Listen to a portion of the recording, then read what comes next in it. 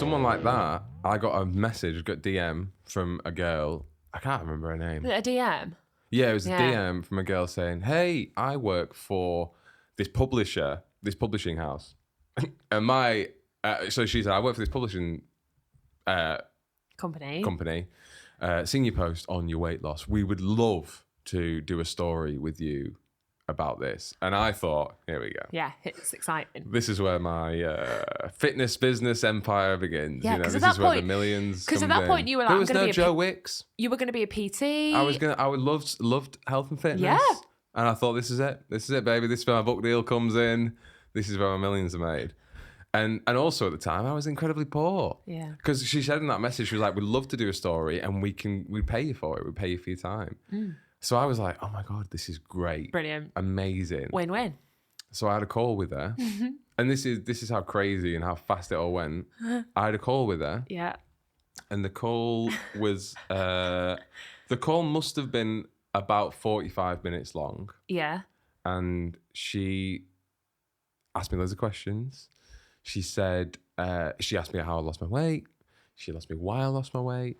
She asked me any tips for men who were looking to lose weight. And a big part of, because at the time as well, I kind of went through a bit of a emotional maturity and dealt with a lot of the things from my childhood that I didn't deal with before. Yeah. And I still messed up a little bit in that regard Right. now and haven't got over everything. But I definitely started to look at the value of mental health and improving your own mental health. Right. You're working through some shit. Yeah. And I found that exercise really improved my mental health. Yeah. And so a lot of the conversation I had with her was saying that, like, it's really important. And in fact, the timing was insane because it was when there was a big boom around men's mental health. Yeah. You know, like now it's kind of like quite popular to talk about it. Definitely. And, or like more, or I guess more popular is not the right way, but like less taboo to talk about. Like it's very out in the open. And I remember at the time it was like just becoming very popular. I was like, it is genuinely like a really important subject. And you know, I found it's worked wonders to run for my mental health and all that stuff. Yeah. And then she's like, okay, great. And yeah, she's like, are you single? Are you with anyone? And I said, yeah, I've actually just got a girlfriend. Yeah, she's called Bridget. And she goes, oh my God, that's great. We'd love to speak to her if she'd be up for it. And I said, yeah.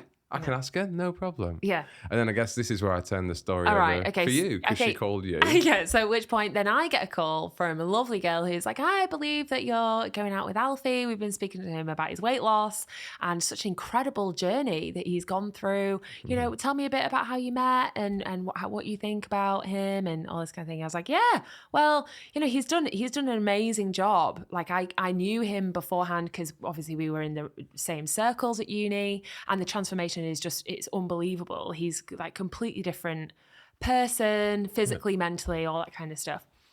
And that was about it. Yeah. It didn't go on very long at all. I maybe spoke to her for like a couple of minutes and that was it. And she was just like, that's great. Yeah.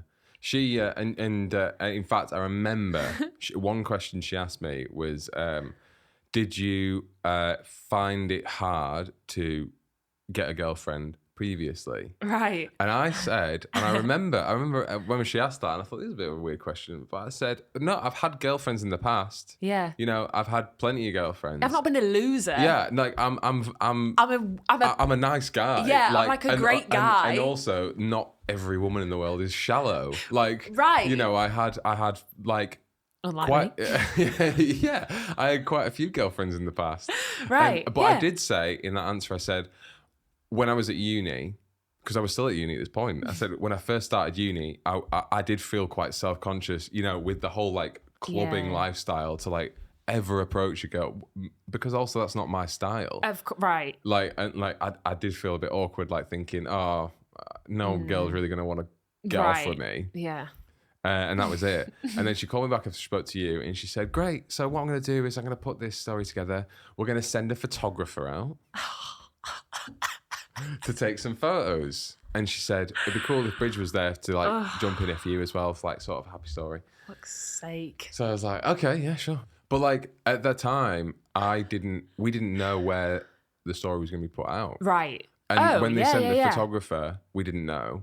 And I remember that was the first time where I was like, this is a bit weird. I was like, just because he was a scumbag. I didn't think too much about it either. Like, I really didn't think about it. No, but you know why? again, we were 18, Yeah, 19. You don't stupid. think about shit. No, you no. go, I wasn't thinking about anything other than like, oh, we're going to like 42s tonight. Great. I've got this outfit I'm going to wear. I'm going to get fucked. Like my day, no, like fucked as in drunk. like I'm not thinking about my day. Yeah. I'm not thinking like No, an yeah. adult. I'm in another world. And he, I remember he was such a weird guy because I remember he said something like, "What are you doing after this? Then do you want to do something?" Do you remember that? And I was like, "Oh no, I don't." I was like, "Oh, I think we're gonna go to cinema or something. Or we're going out." And he had like a little pack up, and he was like, "Oh yeah, I'm working tonight, but I've just got a few hours to kill. I think I'll just eat my lunch then."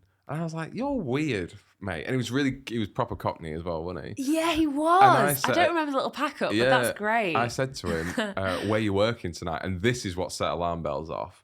Do you remember what he said? No. He said, "Oh, I'm working in Nottingham at Carnage." And I went, "Oh, right." You did say that. I said, "What you doing at Carnage?" Yeah, And he big festival, says, by the way, during Freshers Week. Yeah. And I said, "What are you doing at Carnage?" And he's like, "Oh, sometimes tabloids want to see girls falling over with their legs open, arse out, messes, all students, been students, basically. I get those photos." And I was like, yeah, I forgot about that. What the fuck? I thought, why are you photographing me then? Yeah. And then got a call off the girl again. And she said, "Right, what I'm going to do now is I'm going to write your story. We've got the photos. And then we're going to put it out and we're going to see who's interested in buying the story from us." Oh, is that how it works? That's how it works. Oh, okay. And I was like, "Okay, cool. No problem." So she goes, "Great. Once it's bought, we'll let you know. We'll give you some cash." Yeah. And I was like, "Okay." And then at this point, I was really like, we're far too deep into this to like stop or like ask questions. Yeah. And apart from the photographer, I didn't really think anything of it. No, And I genuinely forgot about it. Yeah, I me didn't too. think because it was like a month after. Yeah, I was like, oh, that thing I took. Yeah. And then I woke up to a lot of messages, a lot of phone calls, a lot of notifications. Yeah. And all the messages said, "What are you doing on page 1 of the Daily Mail?" Online. No, in print. Was it in print? It was on page 1 in print on the Daily Mail. Fuck me, I didn't think it was on page 1. And I I'm was getting like, hot thinking about it. I was like, what? And then I had loads of photos that people tagged me, like taking a picture of the Daily Mail, like, "Hey, you're on the front cover, well done, mate." Yeah. And I was like, what the fuck is going on? And I remember being in class at uni and someone messaging me like, "Oh my God, you're in the Daily Mail." Yeah. And my heart just going, What? oh my God. And then to make matters worse. Or better, depending on how you look at it. Yeah, the story was Horrific. terrible. It was so bad. It was so appalling. It was written. It was brilliant. It was everything I didn't expect or want that story to be. Yeah, it was. Or thought that was the angle that they go down. It was our first exposure to the limelight, really, wasn't it? Can we get it up and Our read first it? and last. Oh, but what was really, really disheartening was that, like, the angle of men's health, your journey, who you are as a person, had been completely bulldozed by this like bullshit story of here we go. Yeah. So the headline is reads, 20 stone student who couldn't find love swaps unhealthy. So who couldn't find love. Yeah. And the print headline was different. It was something like it was 20 stone loser or something. Yeah. Who couldn't find love. Bags himself a girlfriend. Bags himself a girlfriend. Sheds 8 stone and bags himself a girlfriend. And like I saw that headline and I was awful. like, this is madness. Yeah. Because on the phone to that reporter or whoever she was, the person who worked for the fucking agency that writes stories and sells them. I'll track her down. The conversation was genuinely 45 minutes. And the last question was that a 3-minute answer, not even 3-minute answer, was, "Oh, are you single?" Yeah. "No, I've actually got a girlfriend." is the story they went to. Yeah, because that's not what sells, is it? No one No, cares no about... one gives a fuck about me saying that I men's know. mental health's interesting, or I that know. like I feel great and healthy that I've lost weight. We're so It was naive, so bad. weren't we? So an overweight man who couldn't get a girlfriend after he ballooned 20 stone. After he ballooned to 20 stone. And it's like it was like proper painted me out to be an absolute virgin loser. I know. Yeah. So then the first part of the story was like concentrating on me being a fat fucking virgin loser. You loser. And like maybe like there's like 2 sentences saying I started running. And then by the time I got to August, I'd lost 8 stone. That's pretty much all they go into about how I lost my weight. Oh my God. And then Oh it my was God. like, he said, oh yeah, Alfie met girlfriend, Bridget, through mutual friends at university. When he had just started his weight loss journey. That was the sentence that sent you to death, really, wasn't it? Yeah. That you met me right. when he just started his weight loss journey. Right. Yeah. Because that is true. You did meet me when I was a fat mess. Yeah, but the circumstances were also different. They missed out, you know, And then all of it. It said the pair struck up a strong friendship, and after 6 months, Alfie had built up the confidence to ask her out. Yeah, that I didn't actually happen. asked her out when I first met her, and she said no. I know. Let's get the facts straight. So what was actually quite somewhat comforting about this experience was that like I got loads of nice messages as well. Yeah, you because did. there's a funny twist to this story which we'll go into in a minute. But before we go into the nightmare that happened, was I got loads and loads of messages of not only friends. Yeah. I got so many messages of strangers, mainly men, saying, you've done, like, you look great, you've done really well. Yeah. How do I do that? Yeah, that's great. Which is really nice. And I honestly like replied to like everyone. Yeah. Because Wow. after the nightmare of this story, I thought, well, if it made there must be some good thing to come out of this. And if it's that, then I'm going to acknowledge them that they've given me some praise and they've asked like how I did it and that they want to do it and they feel like they can do it now. Yeah. Which like is great. And I replied and I thought, thank God. Yeah. However, we also did get a lot of hate because of this story. More so you. Me. You got a lot of hate. I got so much hate from this fucking thing because everyone saw me as like this witch who didn't find fat men attractive and only found him fit once he'd lost a load of weight.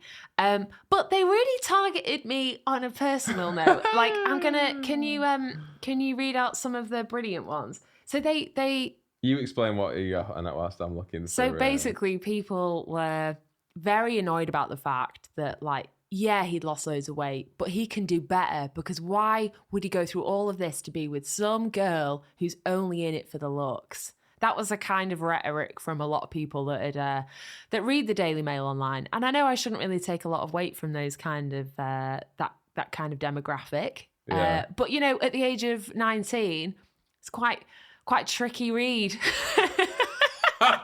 So to be honest, I think a lot of the comments have been deleted, but one of them was now to get to a dentist to get them chompers taken care of. And that was a common theme. I'm really proud of my chompers. I love your chompers. I'm British and the teeth match, okay? So suck on that. But a lot of the No, can you show the other one? There's another one that's like honestly, I think they've deleted some of them. Why? They're so good. Yeah. Yeah, it was all like go him. Oh, And that was another fuck one. her. Yeah, fuck her. She's only in it for how fit he is. One of them was which is true. One of them was it's true. One of them was looks like she could stand to lose a stone or two. Oh, was it really? Yeah. What the fuck? I know. That's terrible. I know. In a weight loss story. Yeah. Like, what's mad? That's mad. So then another crazy. I didn't sign up for this. No, shit. you didn't. And it was all about my teeth, and it was all about how fat I am and how awful I am as a how woman. judgmental and shallow you are. Oh God! And do you know what? They nailed it. That's me in a nutshell. That's you in a nutshell. If anyone really knows me, that's all it's all that's really. When people see me, they think fat, shallow, and shit teeth. Yeah. And then the shit I constantly get people coming up to me in the street just going, "Hey love, can you open this can?" Yeah. And I go, "All right." And you eat it. Fucking hell, fatty, give me back. Condensed milk, this will be mine. No, and then the shit I got was from ex-girlfriends. No shit. I got so much abuse. Oh, that were like, are you kidding? Yeah. Yeah. Yeah, I can see that. I can see that. Do you know what? Perfectly warranted Right. shit. Yeah. Because if yeah. I saw that, I know. Because I know. the thing It looks is, bad. I had relationship. I had maybe before you 2 long-term relationships, Right. and then like a third that was like longish, but not massive. But like that's what a relationship, Right. And all of them had me when I was fat. I know. They loved you. They loved you regardless. Had me as fatty. I know. And then I thought if I woke up and saw that, that fat bastard that I had to put up with for a few years and love him regardless had been a mess. I know. Has just like I know. told the world that no one ever loved him until this chomper came along and saw the real beauty inside him. I'd be fuming too. Yeah, I totally get it. I had so much abuse. Oh, fuck, really? Not direct from the ex-girlfriends, but from like mates. And how dare you? Yeah. She's. Have you forgot about her? Who loved you for? And do you know what? Like 100% warranted. And I said to them, I was like, "You're not going to believe this, but I didn't know this was the story." I reached out to all of their friends who messaged me. And I explained, I said, like, look, I didn't know this was going to happen. Yeah. And like the most recent ex-girlfriend understood after that. Right. She was yeah, fine. because if you read it, it seems like it's just coming from you. The whole story's just come from your perspective. And like I say, if I saw that, I would... as well. If I saw that, I would totally be fuming. You'd be fuming. Yeah, you'd be fuming. Yeah, you'd be fuming. I'd but be also, like... it's the Daily Mail. Yeah. You can't more fool us for thinking that it was going to be this legitimate thing. I genuinely thought Men's Health were going to buy it.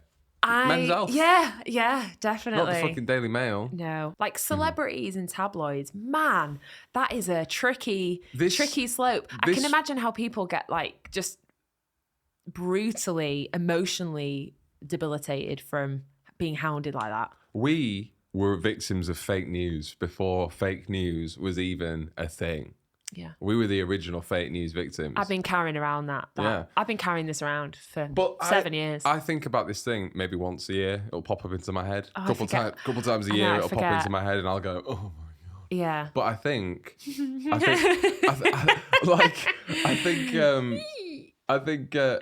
oh my God. I understand now when celebrities and people say like, no, the media's manipulated shit. And because you grow up thinking like the news and the media and everything are like there to do a job to tell the truth and to portray facts. You believe that narrative very easily because the world is so brilliantly conditioned to you to just fall into those and just read them and just soak it all in and then just.